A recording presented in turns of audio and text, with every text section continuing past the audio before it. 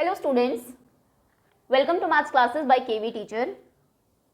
बच्चों, आज इस वीडियो में हम 7th क्लास मैथ्स का एक सैम्पल क्वेश्चन पेपर डिस्कस करने वाले हैं। ये केंद्रीय विद्यालय हाफ ईयरली एग्जाम का पेपर है। आपका सिलेबस मैं ऑलरेडी आपको बता चुकी हूँ।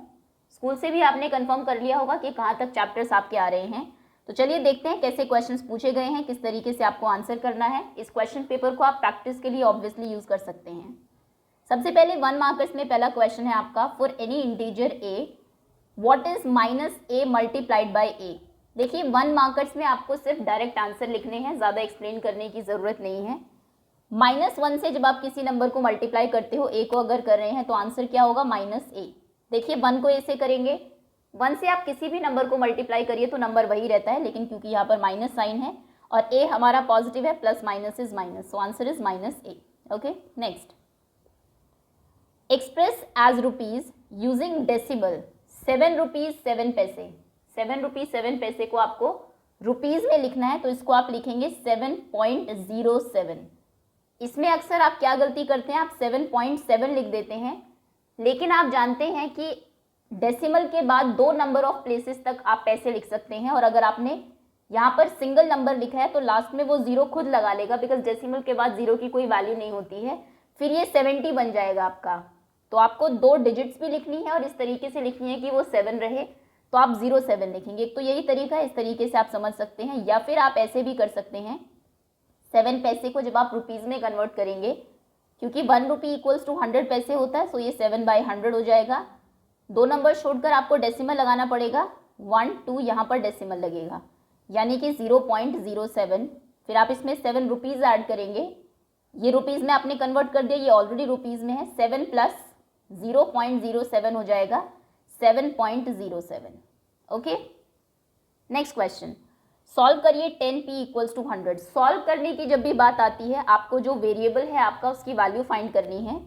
सो if 10p equals to 100 then p will be equals to 100/10। ये 10 जो है p के साथ मल्टीप्लीकेशन में है, बिकॉज जब एक नंबर की और एक वेरिएबल के बीच में कोई साइन नहीं होता तो मल्टीप्लीकेशन का साइन माना जाता है। अब यहाँ पर ये इंटू हो रहा है तो इधर आएगा, डिवाइड हो जाएगा, अपॉन में आ गया, 10 10s are 100, so p equals to 10। p की वैल्यू 10 है, यही इसका सोल्यूशन है। Next question is find the angle which is equals to its supplement. अगर हम पेयर ऑफ एंगल्स की बात करें तो 2 टाइप के एंगल्स हमारे होते हैं, एक होते हैं सप्लीमेंट्री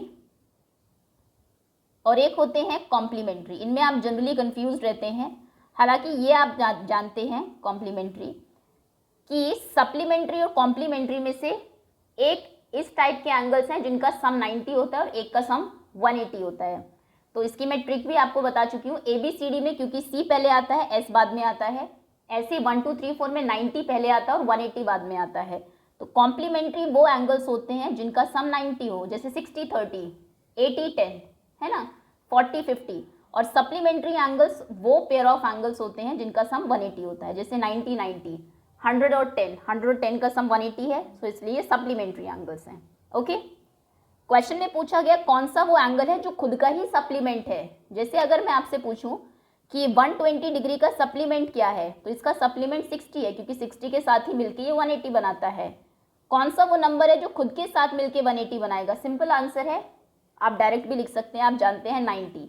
90 प्लस 90 180 होता है। अगर आप थोड़ा सा सॉल्व करके दिखाना चाहे तो आप कह सकते हैं let the angle be x। मान लीजिए जिस एंगल की आप बात करें जो खुद का सप्लीमेंट्री है वो x है। अगर वो खुद का सप्लीमेंट्री है तो खुद के साथ उसका सम 180 होना चाहिए, x प्लस x 2x हो जाएगा, so x equals to 180/2, 2 9s are 18 and 0 90 degree. So वो जो एंगल है वो 90 डिग्री का एंगल है। Okay, next, how many medians can a triangle have. ये एक ट्रायंगल है, मीडियन वो होती है जो एक वर्टेक्स से आए और सामने वाली साइड को बाइसेक्ट करे। ओके, अब एक मीडियन ये हो सकती है, एक ये और एक ये, so a triangle can have 3 medians. Option आपका सॉरी ऑप्शंस नहीं है, आंसर 3 है। नेक्स्ट, ऑल्दो जो इस बार क्वेश्चन पेपर होगा आपका उसमें ऑप्शंस वाले क्वेश्चन आएंगे, बट मैं जनरली आपको सिलेबस में से जो इंपॉर्टेंट क्वेश्चंस हैं वो बता रही हूँ अभी। Among 2 congruent angles, 2 congruent angles हैं। कॉन्ग्रुएंसी का मतलब आप समझते हैं सिमिलर, बिल्कुल शेप एक जैसी हो, और जब हम कॉन्ग्रुएंट एंगल्स की बात करते हैं मतलब वो बिल्कुल सेम होना चाहिए, उनका मेजरमेंट सेम होना चाहिए। तो दो कॉन्ग्रुएंट एंगल्स हैं, वन हैज़ मेजर 70 डिग्री, एक 70 डिग्री का है, दूसरा बताओ कितने का है। इससे आसान क्वेश्चन क्या होगा, एक 70 है तो दूसरा भी ऑब्वियसली 70 ही होगा। ओके नेक्स्ट, अब ये 2 मार्कर स्टार्ट हो गए। यहाँ पर आपको थोड़ा सा एक्सप्लेन करना पड़ेगा। 1 मार्कर में जैसा मैंने कहा, अगर आप डायरेक्ट आंसर लिखते हैं या फिर एक्सप्लेन करते हैं आपको मार्क 1 ही मिलेगा। सो इनमें ज़्यादा टाइम वेस्ट नहीं करना है। कई बार देखा गया बच्चे बहुत एक्सप्लेन करते हैं 1 मार्क में, लेट दिस बी दिस, और मार्क्स उसमें फिर भी 1 ही मिलता है। अगर आप डायरेक्ट भी लिखेंगे then also you will get 1 mark. Okay, section B में find the product using suitable properties. 26 multiplied by -48 plus -48 multiplied by 36।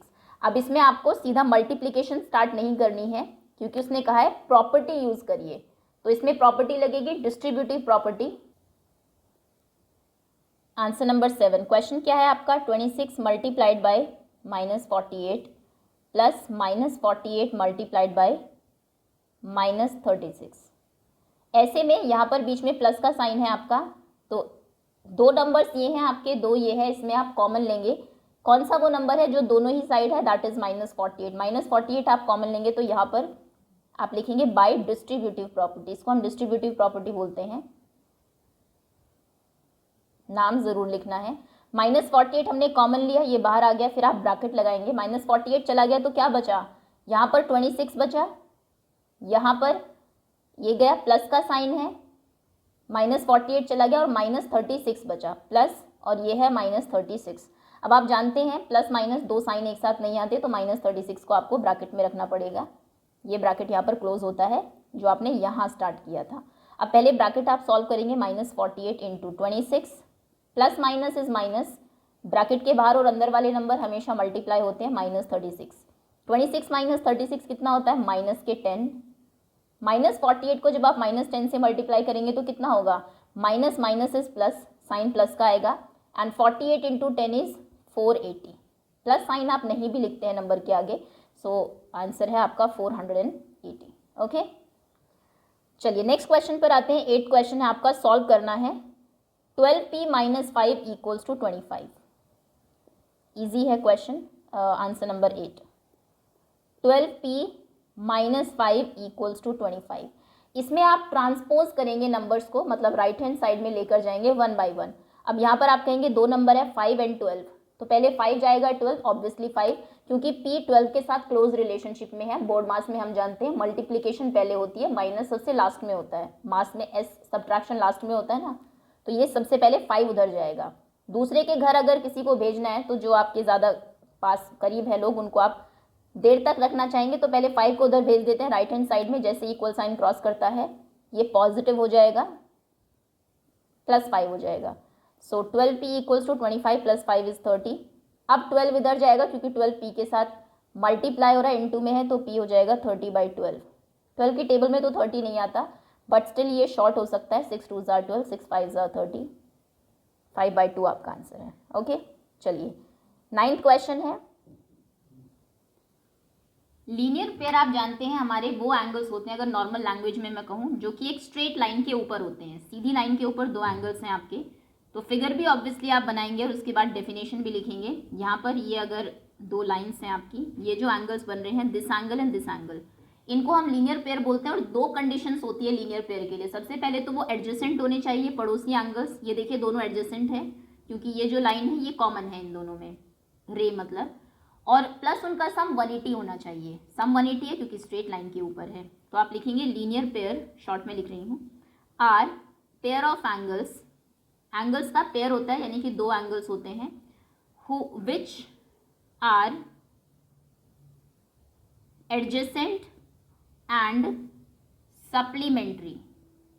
Supplementary sum 180, या फिर आप नॉर्मल भी लिख सकते हैं, which are adjacent and who sum is 180, supplementary. Okay, question number 10 is the length of 2 sides of a triangle are 6 and 8, between which 2 numbers can the third side fall. ये important question है, ये 1 mark में भी पूछा जा सकता है। आपको ट्रायंगल की 2 साइड्स दी हुई है, एक है 6 और एक है 8, तो बताइए थर्ड साइड क्या हो सकती है। तो देखिए इसमें कंडीशन ये होती है, थर्ड साइड जो है वो हमेशा इनके सम से छोटी होगी, यानी कि 6 + 8 विच is equals to 14।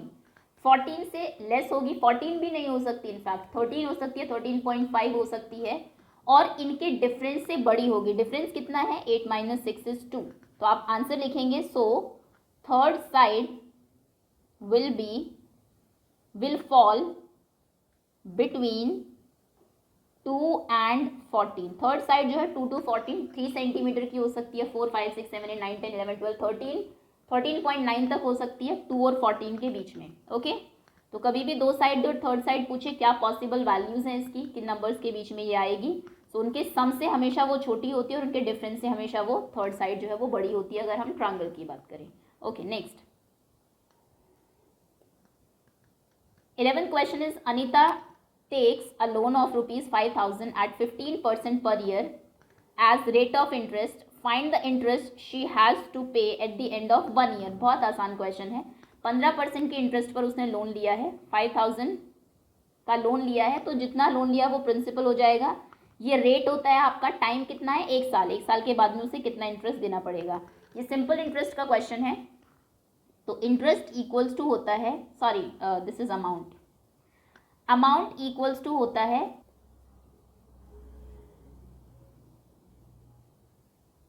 Interest P into R into T upon 100। Amount actually compound interest में होता है, जो अभी आपके सिलेबस में नहीं है।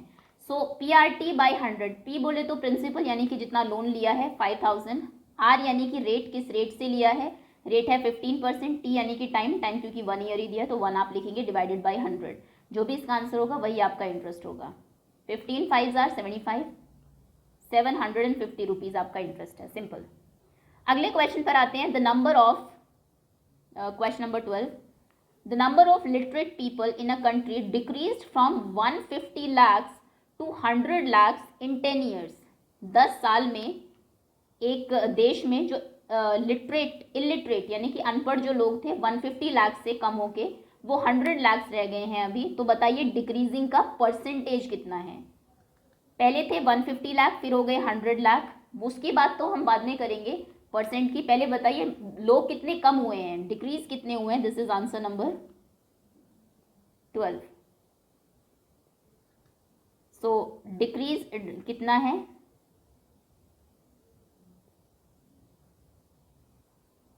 Number of illiterate people 150 lakh. 150 lakh कैसे लिखेंगे? Like this, minus 100 lakh. Okay, 0 0 0 0 0 50 lakh. Obviously 50 lakh लोग कम हो गए हैं। अब डिक्रीज का परसेंट निकालिए। जब भी आपको किसी चीज़ की परसेंटेज निकालनी हो तो पहले वो नंबर है कितना, यानी कि डिक्रीज कितना हुआ है 50 लाख, वो आप हमेशा ऊपर रखेंगे न्यूमरेटर में। तो यहाँ पर आप रखेंगे 50 लाख डिवाइडेड बाय पहले कितने थे, हमेशा बेस यानी कि जो चीज़ पहले होती है वो डिनोमिनेटर में आती है।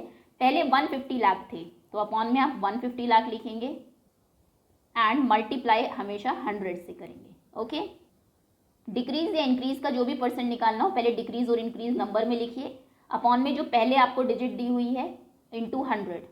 कैंसिल आउट करेंगे, 0 3 0 से 3 0 कैंसिल, 2 0 से 2 0 कैंसिल, 0 से 0 5 3 are 15।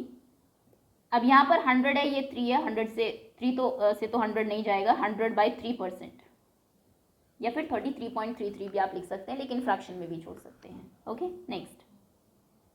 अब आते हैं सेक्शन सी पर। यहाँ पर आपके 3 मार्क्स के क्वेश्चन स्टार्ट हो रहे हैं। Find the average of 4.2, 3.8 and 7.6। Average जब भी निकालनी हो आपको तो जितने भी नंबर्स आपको दिए हुए हैं सबको ऐड कर दीजिए, डिवाइडेड बाय वो नंबर्स कितने हैं। तो एवरेज होगी आपकी, this is answer number 13। Average या फिर जिसको आप मीन भी बोलते हैं, इक्वल्स टू ऐड करिए 4.2 प्लस 3.8 प्लस 7.6 डिवाइडेड बाय कितने नंबर्स हैं, ये 3 नंबर्स हैं। सो 3 से आप डिवाइड करेंगे। 4 + 2 is 10, 10 + 6 is 16, 16 6 carry 1, 4 + 1 is 5 + 3 is 8, 8 + 7 is 15, 15.6 divided by 3, 3 से कैंसिल करिए, 3 5s are 15, decimal 3 2s are 6, answer is 5.2। तो इनका जो एवरेज है वो 5.2 है। आगे आते हैं question number 14। The weight in kilograms of 15 students of a class are आपको यहाँ पर एक क्लास के 15 बच्चों का वेट दिया हुआ है, 38, 42, 35, 37 up to 47. Find the mode and median of this data. इस डेटा का मोड बताइए और मीडियन बताइए. मोड आप जानते हैं मोस्ट फ्रीक्वेंटली अकर्ड नंबर, सबसे ज़्यादा बार जो नंबर आया है वही मोड है. मीडियन आपको कैलकुलेट करनी पड़ेगी, लेकिन मोड से पहले अगर आप मीडियन में जो असेंडिंग ऑर्डर है आपका वो कर ले तो मोड आपको फाइंड करना ईजी हो जाएगा. अदरवाइज आपको यहाँ से देखना पड़ेगा वन बाय वन कि कौन सा नंबर ज़्यादा बार आया है. तो हम सबसे पहले मोड लिख के छोड़ देते हैं, बाद में कैलकुलेट करेंगे क्योंकि मोड वैसे भी डायरेक्ट ही आप फाइंड करेंगे. लिखिए mode equals to most frequently occurred number, that's all. इसका कोई फॉर्मूला नहीं है, सिर्फ डेफिनेशन ही है, अकर्ड नंबर. और बाद में बस यहाँ पर वो नंबर लिख देंगे जो सबसे ज़्यादा बार आया है, जो कि हमें जब मीडियन फाइंड हम करेंगे वहाँ से पता लग जाएगा. ओके देखिए, मीडियन जब आप निकालते हैं सबसे पहले तो जो डेटा है आपका उसको असेंडिंग ऑर्डर में रखना होता है, यानी कि सबसे छोटा नंबर सबसे पहले, बड़ा बड़ा बड़ा एंड देन सबसे बड़ा. तो सबसे छोटा नंबर क्या है यहाँ पर, आई थिंक 30s में ही है सभी, 32. ओके, और क्रॉस करते जाइए अपने क्वेश्चन पेपर पे ताकि वो बाद में प्रॉब्लम क्रिएट ना करे, क्योंकि अक्सर इसको लिखने में कई बार नंबर छूट जाता है, फिर आपको दोबारा स्टार्टिंग से देखना पड़ता है. सो 32, उसके बाद आई थिंक 35, नेक्स्ट इज 36, 37, 38, 3 बार 38 है, 38. उसके बाद है 40, देन 41 नहीं है, 42, 43 एंड 43, 3 बार 43 है, 43. Then 45, 47 and 50, 45, 47 and 50. ये 15 नंबर्स हैं आपके.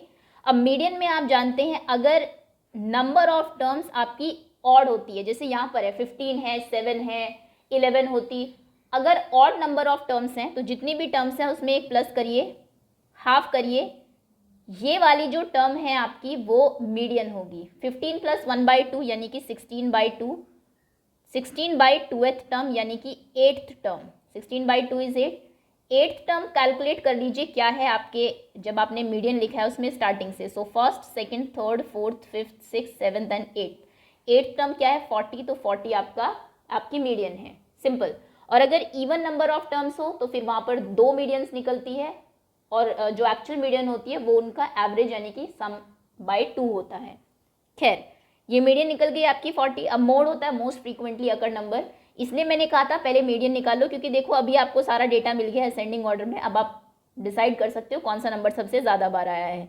तो एक्चुअली 38 3 बार आया और 43 भी 3 बार आया है.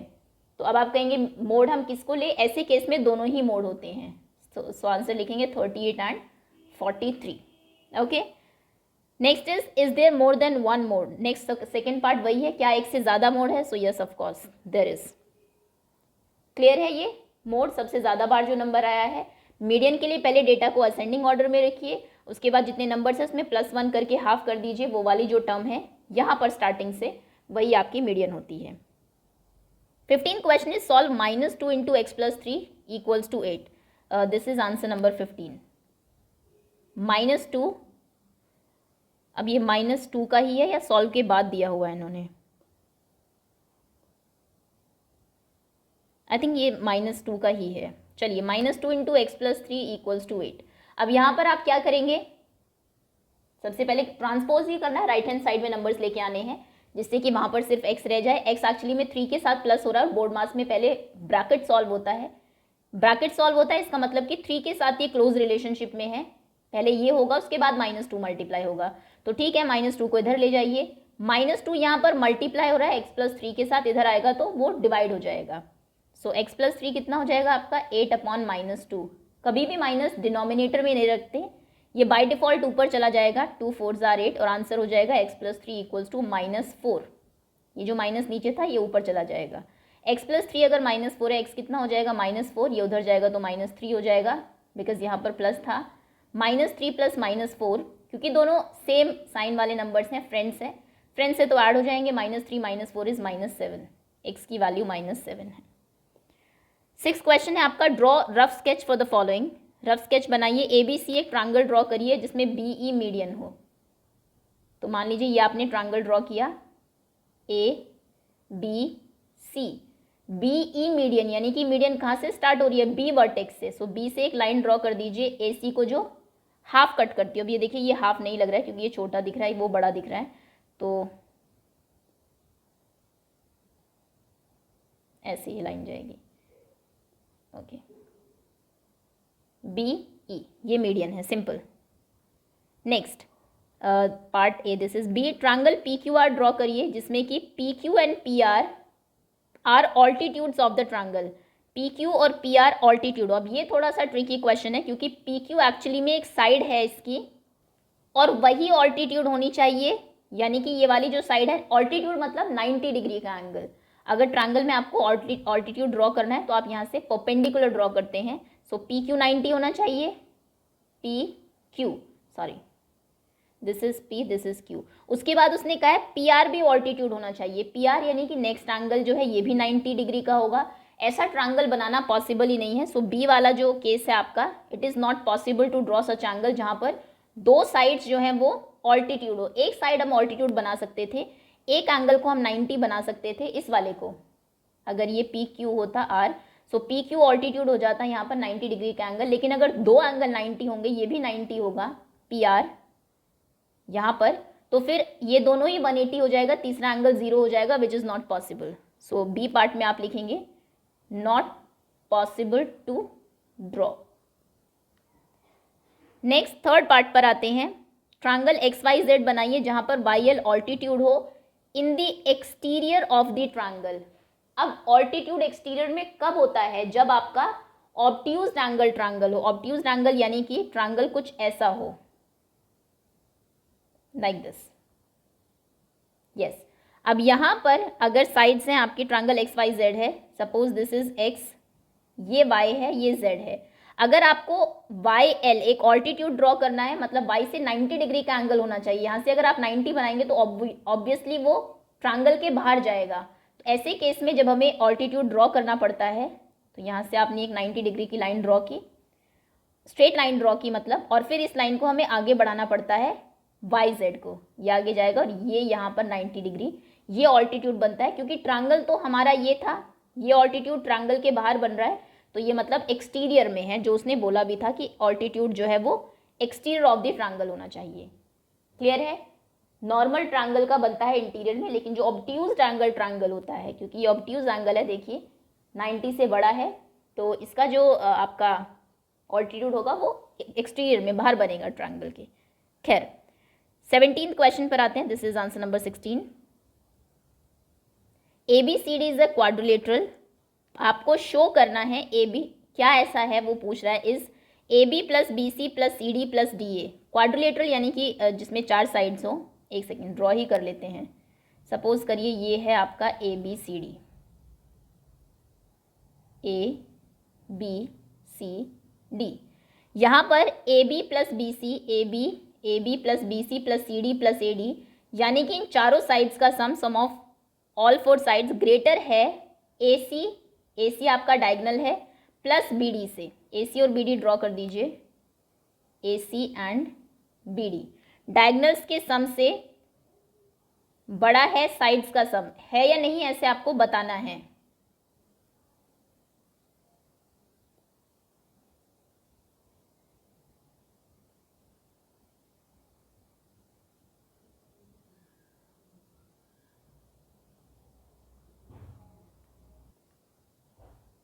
ओके, इसकी एक्सप्लेनेशन थोड़ी सी लेंदी है। इसमें ट्रायंगल की वो प्रॉपर्टी लगती है। देखिए ट्रायंगल की एक प्रॉपर्टी है कि किसी भी ट्रायंगल में sum of 2 sides is always greater than the third side. 2 side का सम हमेशा तीसरी साइड से बड़ा होता है। तो यहाँ पर आप 1 बाय 1 ट्रायंगल लेके चलेंगे। सबसे पहले हम कहेंगे इन ट्रायंगल ABC, पहले हम ये वाला ट्रायंगल ले रहे हैं। ABC में इन 2 साइड्स का सम AC से ग्रेटर होगा। तो आप लिखेंगे in triangle ABC, AB plus BC is greater than AC, AB plus BC greater than है AC से। उसके बाद दूसरा ट्रायंगल लीजिए ADC, अब ये वाला इन ट्रायंगल ADC यहाँ पर AD प्लस DC बड़ा है AC, फिर से AD plus DC is greater than AC। अब आगे आते हैं नेक्स्ट, ये दो ट्रायंगल्स आप ले चुके हैं, ये वाला और ऊपर ये वाला। अब हम ट्रायंगल लेंगे this ABD, in triangle ABD, यहाँ पर AB प्लस AD ग्रेटर है BD से, AB plus AD is greater than BD। Next, अब आप ये वाला ट्रायंगल लीजिए, ये ले चुके हैं। अब ऊपर वाला यानी कि triangle BCD, in triangle BCD यहाँ पर BC plus DC is greater than BD, BC plus DC is greater than BD। Okay, चलिए अब ये चार इक्वेशंस हैं आपकी, दिस इज नंबर 1, 2, 3 एंड 4। और रीज़न क्या है चारों का? क्योंकि सम ऑफ, चलिए इन अ ट्रायंगल, रीज़न एक साथ ही लिख देते हैं, because in a triangle sum of two sides, दो साइड्स का सम हमेशा is always greater than third side, हमेशा थर्ड साइड से बड़ा होता है। इसलिए इन दोनों का सम, इन दोनों साइड्स का सम इससे बड़ा है, इन दोनों का सम इससे बड़ा है एंड एवरीथिंग। उसके बाद आप 1, 2, 3, 4 चारों इक्वेशंस को ऐड करेंगे। आप लिखेंगे ऑन एडिंग इक्वेशन 1, 2, 3 एंड 4, चारों को ऐड करिए, यानी कि this plus this plus this plus this plus ये। जब आप इक्वेशंस को ऐड करते हैं तो लेफ्ट हैंड साइड में सभी का सम साइन सेम ही रहेगा, ग्रेटर होगा राइट हैंड साइड में सभी के सम के। देखिए थोड़ा अगर छोटा करके दिखाएं, यहाँ पर आप लिखेंगे AB plus BC plus AD plus DC plus AB plus AD plus BC plus DC is greater than, क्योंकि चारों में ग्रेटर देन का साइन है, AC plus AC plus BD plus BD। Okay, AB plus BC plus AB plus BC plus AD plus DC, AD plus DC plus AB plus AD, AB plus AD plus BC plus DC plus DC is greater than AC plus AC plus BD plus BD। Right hand sides के चारों जो आपके values आपने लिखी हैं उनका सम, AC plus AC plus BD plus BD।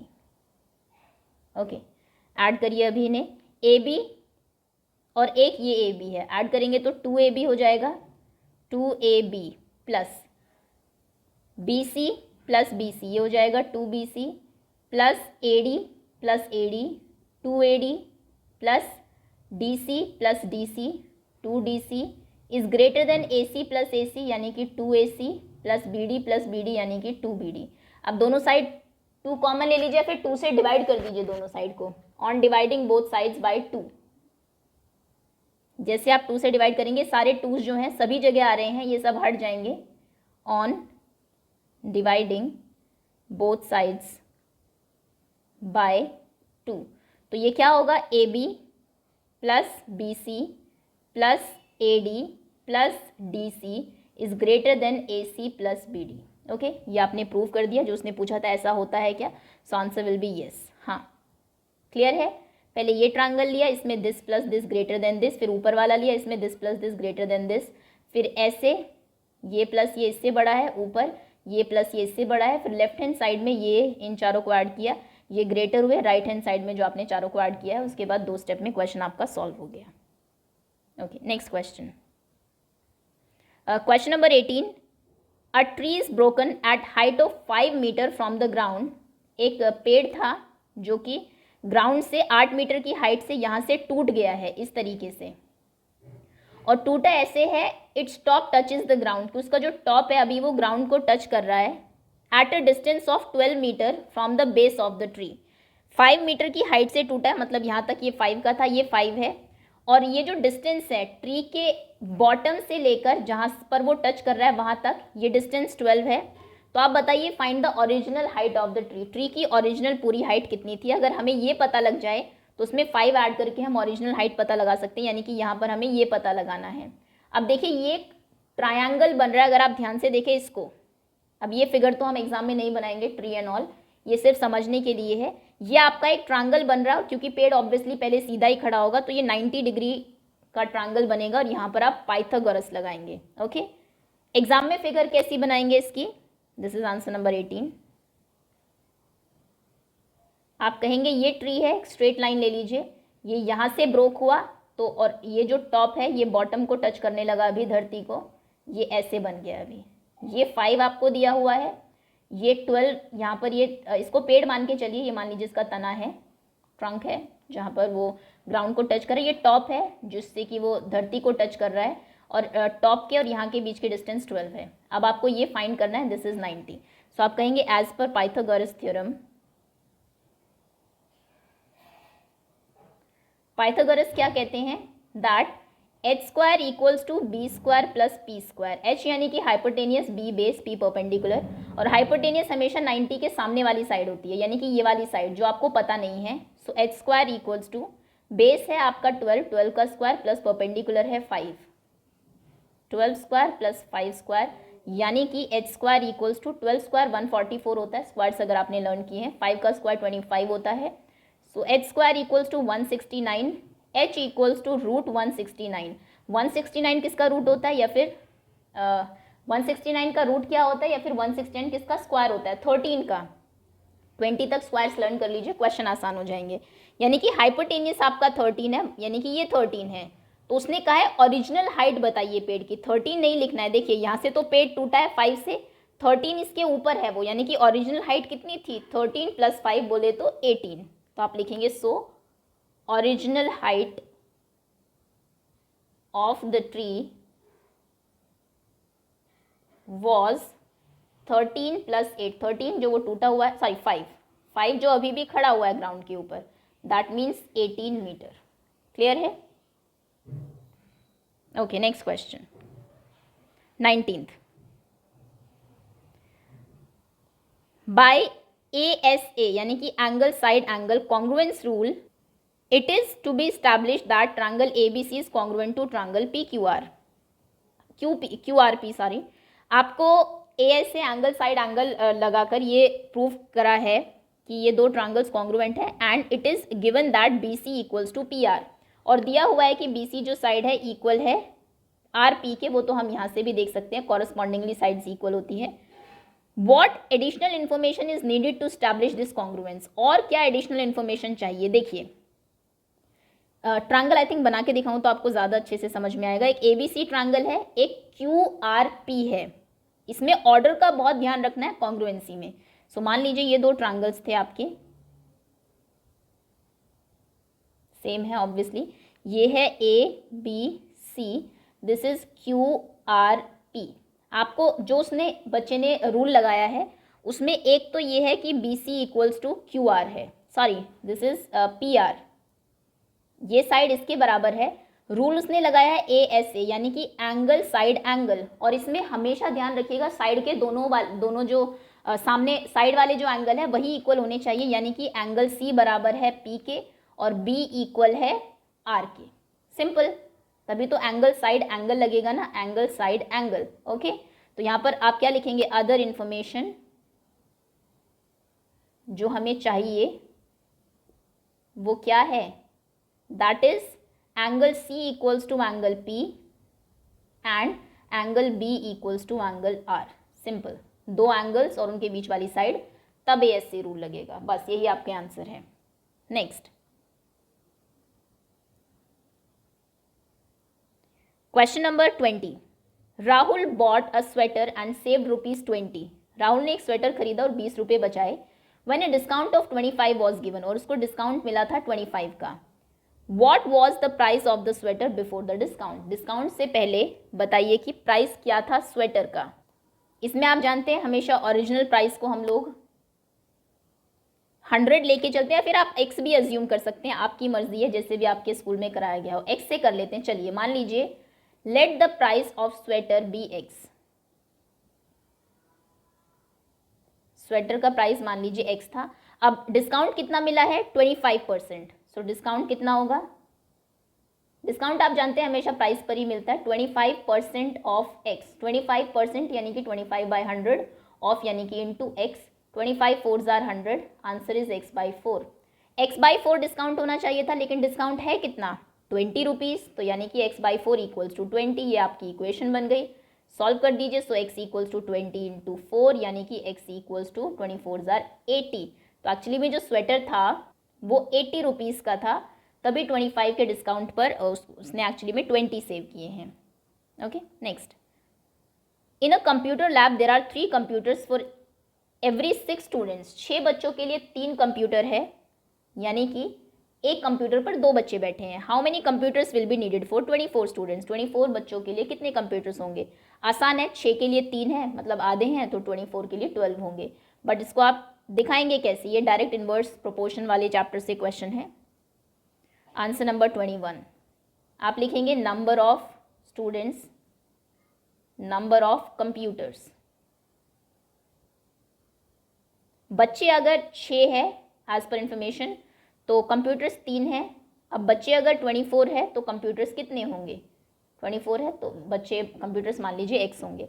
अब आप बताइए, जब बच्चे बढ़ेंगे तो कंप्यूटर बढ़ेगा, यानी कि ये डायरेक्ट प्रोपोर्शन में है चीज़ें। जब भी चीज़ें डायरेक्ट प्रोपोर्शन में होती है हम हमेशा क्रॉस मल्टीप्लाई करते हैं, यानी कि आप कहेंगे 6 into x equals to 24 into 3, ये इंटू ये इक्वल्स टू 24 इंटू 3, तो x कितना होगा यहाँ पर 24 इंटू 3 अपॉन में 6 डिनोमिनेटर में आ जाएगा क्योंकि यहाँ पर मल्टीप्लिकेशन में था। 6 4s are 24, 4 3s are 12, so 12 computer are needed. ये आंसर हमें पहले भी पता था, नीडेड। ओके, 22nd क्वेश्चन है आपका, out of 15,000 votes in a constituency, एक कॉन्स्टिट्यूएंसी में 15,000 वोट्स गिरी हैं, 60% सॉरी वोट्स हैं, मतलब इतने लोग वोट दे सकते हैं, 60% वोटेड, सिर्फ 60% लोगों ने ही वोट दिया, यानी कि 40% ने नहीं दिया। Find the percent of voters who did not vote, कितने लोगों ने वोट नहीं दिया, and can you now find how many actually did not vote. Okay, percent तो निकालना आसान है, अगर 60% ने दिया है तो this is answer number 22। Percent of voters who did not vote equals to 100 minus 60, यानी कि 40%, क्योंकि टोटल हमेशा परसेंट में 100% होता है। अगर 60 ने वोट दिया है तो 40% ने वोट नहीं दिया। अब उसने कहा नंबर ऑफ पीपल बताइए जिन्होंने वोट नहीं दिया, so number of people who did not vote equals to 15,000 votes थी, उनका 40% ने नहीं दिया, तो आप कहेंगे 40% ऑफ 15,000, यानी कि 40/100 ऑफ यानी कि into 15,000, 0 0 0 0 cancel, 15 4s are 60 and 00 6,000, 6,000 लोगों ने वोट नहीं दिया है। ओके, नेक्स्ट, अब सेक्शन डी पर आते हैं, ये 4 मार्कर्स हैं आपके। A cement company earns a profit of ₹8 per bag of white cement sold. जब वो वाइट सीमेंट बेचती है तो एक बैग पर उसे 8 रुपये का प्रॉफिट होता है, and a loss of ₹5 for bag of grey cement sold, और अगर ग्रे सीमेंट बेचती है तो उसे 5 रुपये का लॉस होता है। वाइट पर 8 प्रॉफिट और ग्रे पर 5 का loss. The company sell 3,000 bags of white cement and 5,000 grey cement in a month, what is its profit and loss. Okay, easy question है, सिंपल प्लस एंड माइनस का। 23 answer, पहले तो थोड़ा language लिखनी पड़ेगी बिकॉज ये आपका वर्ड प्रॉब्लम है। So profit on white cement bag, WCB लिख देते हैं शॉर्ट में, आप एग्जाम में ऑब्वियसली पूरा ही लिखेंगे 8। Loss on grey cement bag equals to ₹5, loss यानी कि नेगेटिव है वो, माइनस में आप लिखेंगे यहाँ पर -5। ओके, वो पॉजिटिव है +8। ओके, ए में अगर हम देखें 3,000 बैग्स वाइट सीमेंट के बिके हैं तो कितना प्रॉफिट हुआ होगा, 3,000 मल्टीप्लाइड बाय 8, इतना प्रॉफिट हुआ है। लेकिन 5,000 बैग्स ग्रे सीमेंट के बिके हैं, यानी कि माइनस हो गया होगा उसमें से 5,000 मल्टीप्लाइड बाय 5। ये आप समझ रहे हैं ऐसा क्यों हो रहा है। 8 रुपये का प्रॉफिट होता है तो 3,000 बैग्स बिके वाइट वाले, 8 3s आर 24, 24,000 का उसे फायदा हो रहा था, लेकिन ग्रे पे 5 का लॉस होता है, ग्रे बिके 5,000, 25,000 का लॉस हो गया, 5 5s आर 25,000, 24,000 का प्रॉफिट हुआ, 25,000 माइनस हो गए क्योंकि वो लॉस है। तो कितने का एक्चुअली में लॉस हुआ उसको, माइनस का 1000 आएगा, माइनस साइन शो कर रहा है कि उसको 1000 का लॉस हुआ है। तो आप लिखेंगे यहाँ पर 3 8 24,000 माइनस 25,000 विच इज़ माइनस 1000, यानी कि एक्चुअल लॉस ऑफ ₹1000 का एक्चुअल लॉस है उसको। नेक्स्ट अगले क्वेश्चन पर आते हैं, B part. What is the number of white cement bag it must sell to have neither profit nor loss if the number of grey bag sold 6,400। अब देखिए grey bag 6,400, 6,400 already बिक चुके हैं, यानी कि उसको काफ़ी नुकसान हो चुका है। अब वो कितने वाइट सीमेंट बैग्स बेचे कि उसको कोई प्रॉफिट कोई नुकसान ना हो। तो पहले देख लेते हैं नुकसान हुआ कितने का है। This is B part. Loss equals to 6,400 bags बिके हैं, एक बैग पे 5 रुपये का लॉस होता है, तो टोटल लॉस कितना होगा 5 4 20 0 2 कैरी 5 6 30 प्लस 2 32,000 का लॉस हो चुका है। यानी कि अब अगर वो चाहता है कि उसको ना कोई प्रॉफिट हो ना कोई लॉस हो, उसे 32,000 प्रॉफिट कमाना पड़ेगा। 32,000 लॉस हो चुका है, 32,000 प्रॉफिट कमाएगा तो सब खत्म हो जाएगा, कोई प्रॉफिट कोई लॉस नहीं। अब 32,000 का प्रॉफिट कमाने के लिए उसे व्हाइट सीमेंट बैग बेचने पड़ेंगे। कितने व्हाइट सीमेंट बैग बेचेगा?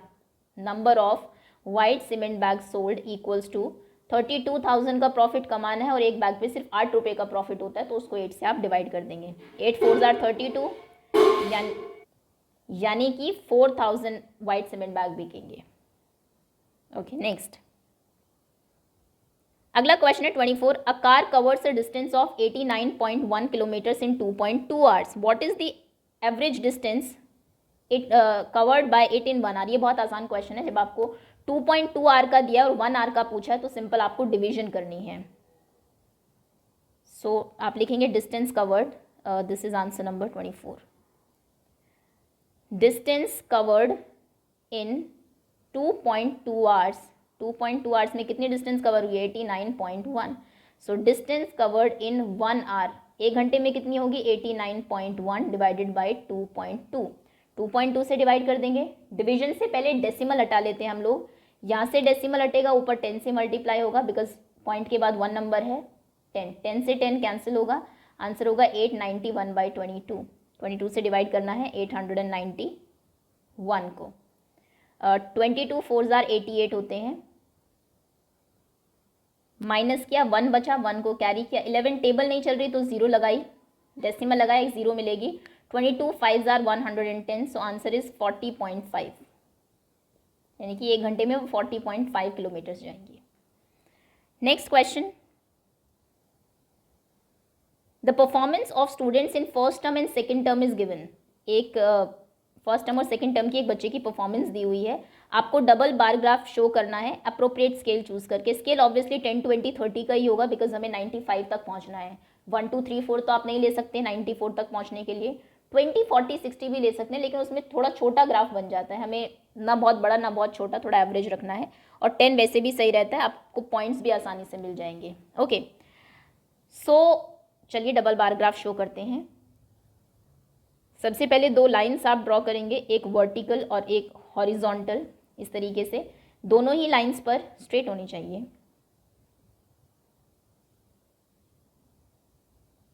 दोनों ही लाइन्स पर 1 सेंटीमीटर्स के बाद आपको डॉट्स लगाने हैं इस तरीके से। ये काम अगर आप ग्राफ पेपर में करेंगे तो ऑब्वियसली इतना कुछ आपको नहीं करना पड़ेगा बिकॉज 1 सेंटीमीटर पे वहाँ पे आपको ऑलरेडी लाइन्स मिलेंगी। अब इसमें करेंगे क्या, आप सब्जेक्ट्स लिखेंगे एक्स एक्सिस पर, यहाँ आप लिखेंगे सब्जेक्ट्स। नंबर हमेशा वाई एक्सिस पर आते हैं। और सब्जेक्ट्स में क्या, सबसे पहले फर्स्ट कॉलम खाली छोड़ेंगे, उसके बाद है इंग्लिश, सो ये होगा इंग्लिश का। Next is Hindi, then maths, उसके बाद है science and SST, science and this is SST। Okay यहाँ पर नंबर्स हैं आपके 10 20 30 40 50 60 70 80 90 and this is 100। Okay bar graph में सबसे पहले अगर फर्स्ट टर्म की हम बात करें 67 मार्क्स हैं उसके इंग्लिश में। सो इंग्लिश का जो ये बार है आपको हाफ करना पड़ेगा बिकॉज डबल बार ग्राफ है। आपको इसी बार में इतने ही स्पेस में 2 बार ग्राफ्स दिखाने, एक फर्स्ट टर्म का एक सेकेंड टर्म का। सो 67 60 और 70 से 3 नंबर नीचे होगा, ये वाला बार आपका यहाँ से स्टार्ट होगा यहाँ तक 67 लगभग, अगर ये स्ट्रेट लाइन बनती है तो स्केल आप ऑब्वियसली स्केल यूज़ करेंगे एग्जाम में। बीच में जो यहाँ पर है, यहाँ से भी एक दूसरी लाइन बिल्कुल इसी के जितनी ही इस तरीके से ड्रॉ करेंगे, उसके बाद इन दोनों को यहाँ से ज्वाइन कर देंगे। ये पहला हुआ, इसी के साथ दूसरा करना है। सेकेंड टर्म में उसके इंग्लिश में 70 मार्क्स आए हैं, तो दूसरा बार ग्राफ इसे थोड़ा सा बड़ा 70 तक ऑब्वियसली, और ये यहाँ नीचे इससे मिलेगा। क्लियर है? ये फर्स्ट बार है आपका। ओके। सेकेंड हिंदी में फर्स्ट टर्म में उसके 72 मार्क्स थे, 70 से थोड़ा ऊपर। आई थिंक अब आप बना लेंगे, इसमें ज़्यादा टाइम वेस्ट नहीं करते हैं। 72, 7 से 2 लाइन ऊपर, बार ग्राफ की मैं बात कर रही हूँ। दूसरी लाइन हाफ में 72,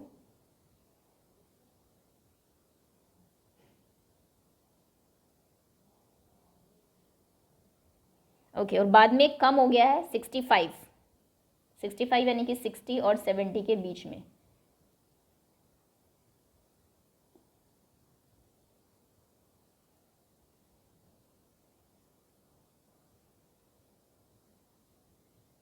ओके, नेक्स्ट उसके बाद इन दो इसी तरीके से मैथ्स में भी आप बनाएंगे 88 देन 95। Okay, done.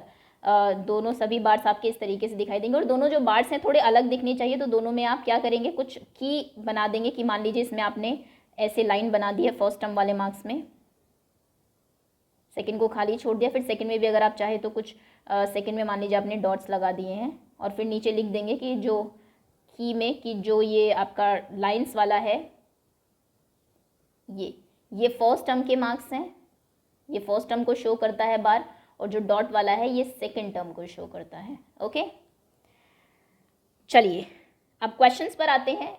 बार होता तो ऑब्वियसली आसान होता आंसर देना, लेकिन यहाँ से भी आप डिसाइड कर सकते हैं। क्वेश्चन है आपका, in which subject has the child improved his performance the most? किस सब्जेक्ट में बच्चे ने सबसे ज़्यादा अपनी परफॉर्मेंस को इम्प्रूव किया है? सो आई थिंक मैथ्स में उसके 88 95 हो गए, 6 मार्क्स बढ़े हैं। यहाँ पर अगर देखें तो कम हो गया, यहाँ पर सिर्फ 3 मार्क्स का इंप्रूवमेंट है, यहाँ पर 4 मार्क्स का है, यहाँ पर 2 मार्क्स का है, तो सबसे ज़्यादा इंप्रूवमेंट मैथ्स में है। मैथ्स नेक्स्ट, इनमें subject the improvement is the improvement least? किस सब्जेक्ट में सबसे कम इंप्रूवमेंट है? सबसे कम आई थिंक एसएसटी में है, सोशल साइंस में है, बिकॉज वहाँ पर सिर्फ 2 नंबर इंक्रीज हुए हैं। Next is has the performance goes down in any subject? क्या किसी सब्जेक्ट में परफॉर्मेंस कम भी हुई है? Yes of course, in Hindi. Okay, that's all. ये आसान ही है, स्टैटिस्टिक्स आई थिंक सभी बच्चों के लिए, और ये स्कोरिंग चैप्टर है एग्जाम पॉइंट ऑफ व्यू से। नेक्स्ट आगे आते हैं, Raju's father's age is 5 years more than 3 times Raju's age? Raju के जो फादर हैं उनकी एज राजू की एज के 3 times से भी 5 ज़्यादा है। राजू की एज फाइंड करिए अगर उसके फादर अभी 44 years की हैं। तो मान लीजिए राजू x years का है, answer number 22, let Raju's age be x। अगर वो x का है तो फादर्स एज कितनी होगी? क्वेश्चन ने हमें कहा है कि फादर की जो एज है वो 3 times से भी 5 ज़्यादा है, यानी कि इसका 3 times 3x, उससे भी 5 ज़्यादा प्लस 5, ये फादर की एज होनी चाहिए, लेकिन फादर की एज कितनी है 44, तो इसको 44 से इक्वेट कर दीजिए। According to question 3x + 5 = 44। x की वैल्यू फाइंड करिए, 3x = 44 - 5 यानी कि 39। x = 39/3, 3 1s are 3, 3 3s are 9, x = 13, यानी कि राजू की जो एज है दैट इज 13 years। राजू 13 साल का है। चलिए नेक्स्ट क्वेश्चन पर आते हैं। Find the perimeter of rectangle whose length is 40 centimetre and diagonal is 41, also find its area. Area perimeter आप जानते हैं 2 × L + B आपका पेरीमीटर होता है, एरिया लेंथ इंटू ब्रेथ होता है, लेकिन प्रॉब्लम है यहाँ पर सिर्फ लेंथ दी है, ब्रेथ है ही नहीं, आपको डायगोनल दिया हुआ है। सो डायगोनल और लेंथ से ब्रेथ हम कैसे फाइंड करेंगे? Answer number 27। ये देखिए, अगर ये ट्रायंगल में ड्रॉ करती हूँ, ट्रायंगल में आप जानते हैं सभी जो एंगल्स हैं वो 90 डिग्री के होते हैं। यहाँ पर लेंथ आपको दी है 40, डायगोनल आपको यानी कि ये वाला